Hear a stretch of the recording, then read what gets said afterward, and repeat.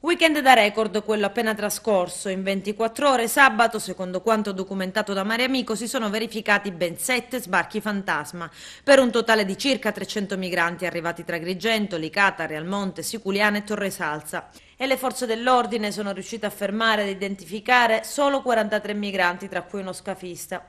Il sindaco di Agrigento Lillo Firetto chiede al ministro dell'Interno Marco Minniti più unità delle forze dell'ordine. La città dei Templi, spiega Firetto, è sempre stata e sempre lo sarà città d'accoglienza, ma in questo momento Agrigento ha bisogno di sicurezza. I nostri concittadini devono essere rassicurati, tenuto conto delle voci che si diffondono, conclude, su presunti svuotamenti di carceri in Tunisia.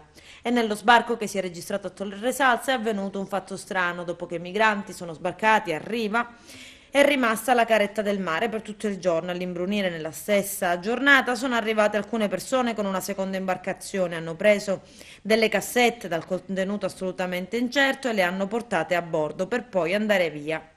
Invece sabato prossimo la Lega, noi con Salvini, ha organizzato una manifestazione alla Scala dei Turchi per ribadire la contrarietà agli sbarchi fantasma e sollecitare l'intervento dello Stato.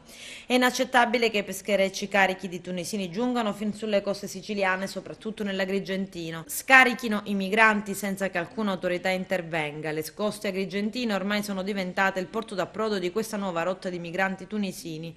Tutto ciò è inaccettabile. È vero che tra di loro ci sono potenziali terroristi?